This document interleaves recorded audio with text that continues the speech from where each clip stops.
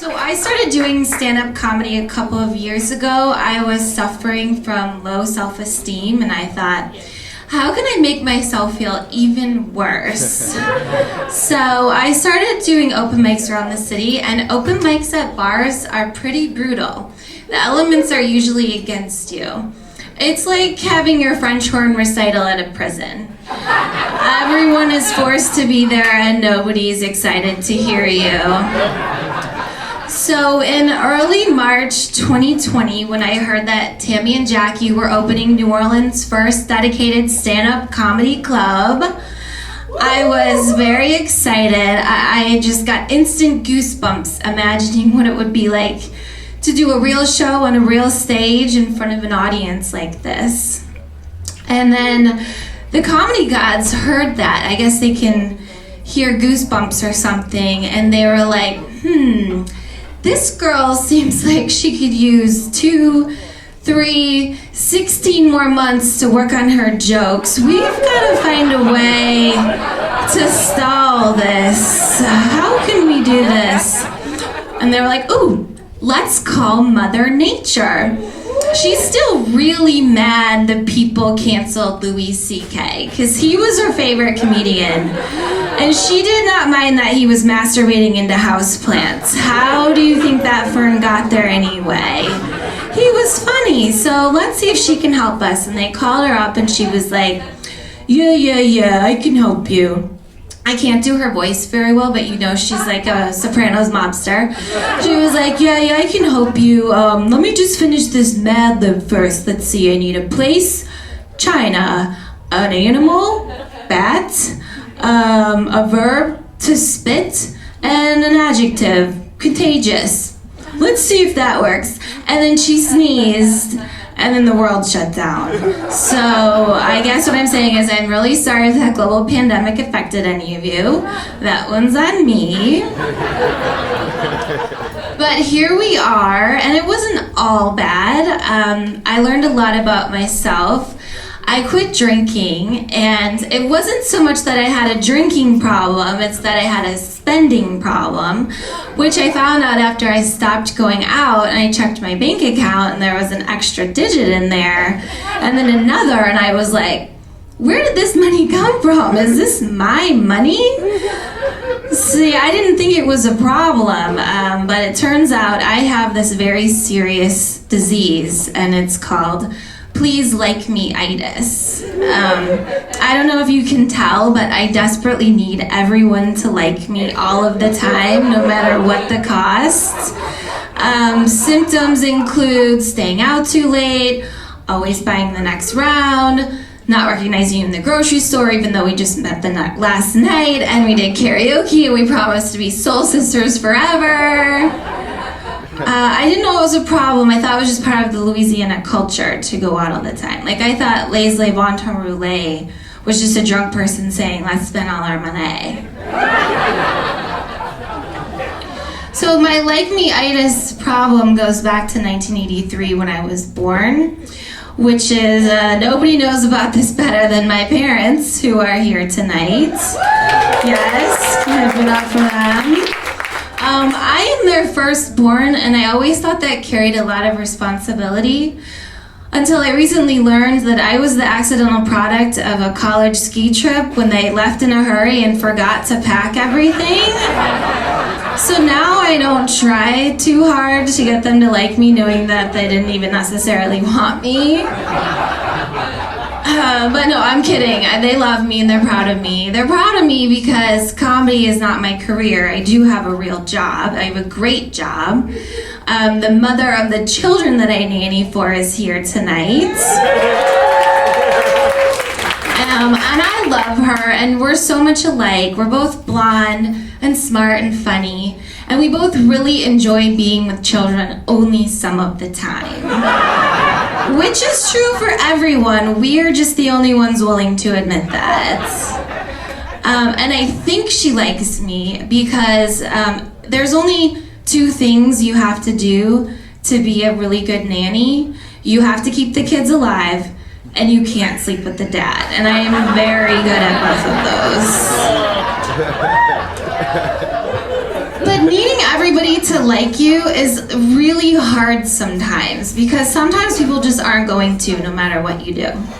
Like the other day, I was driving and this guy gave me the finger.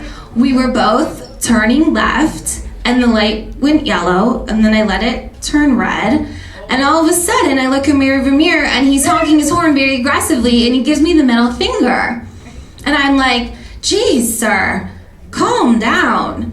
Can't you see I'm in the middle of writing a text message right now?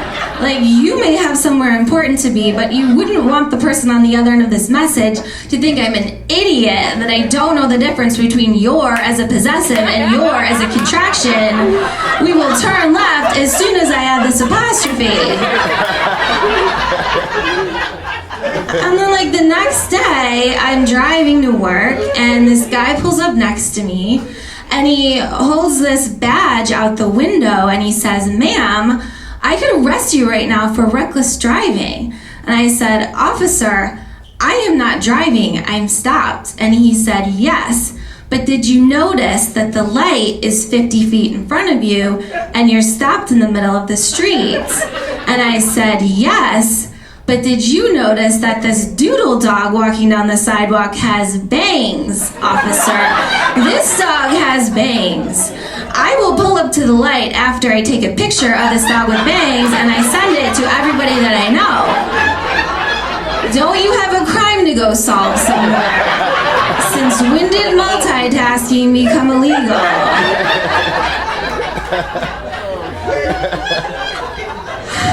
And people cannot like you on the internet too.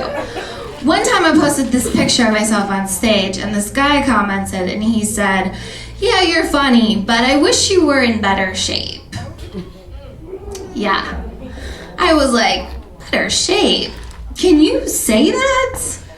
What am I, a balloon animal? Are you a kid at a birthday party and you wanted a sword and you got a poodle? Better shape? Shall I be the shape of a letter? How about an F and then a U? Would that be better?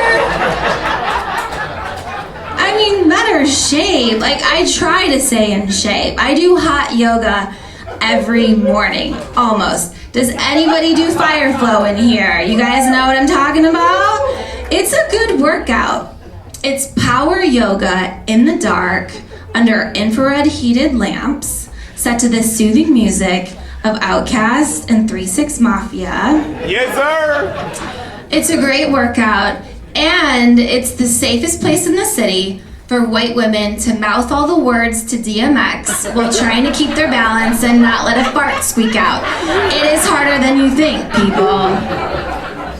And you really learn a lot about what people ate and drank the day before as it detoxes out of their pores. It's a real gumbo of smells in there. You got crawfish Monica over here, Jenny's jambalaya, shrimp and pits right in front.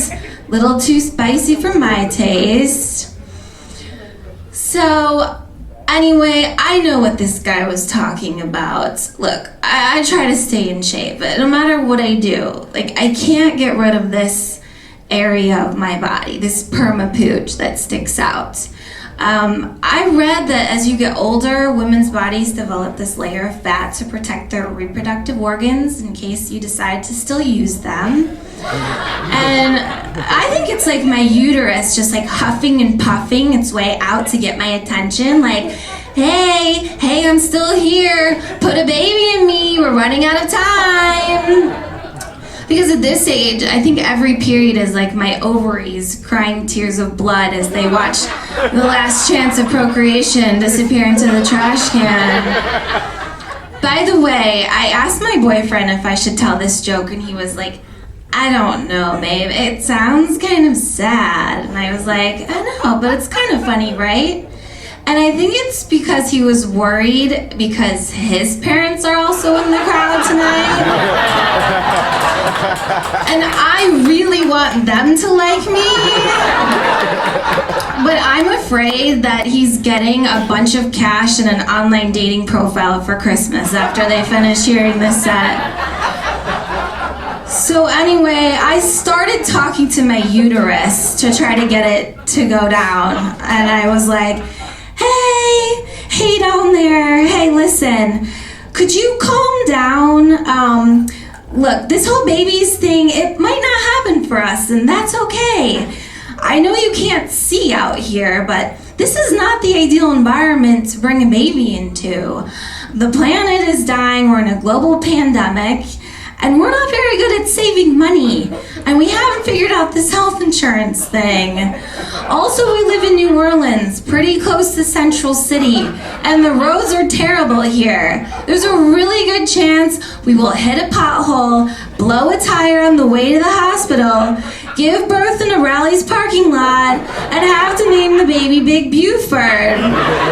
So if you could just tuck yourself back inside of me for now, because look, there's this guy commenting on my Instagram page, and even though I don't know him and he probably has body issues, but he feels inadequate and unlovable and doesn't know how to express his own feelings, so he projects them onto other people, namely women, by commenting on the shapes of their body to feel better.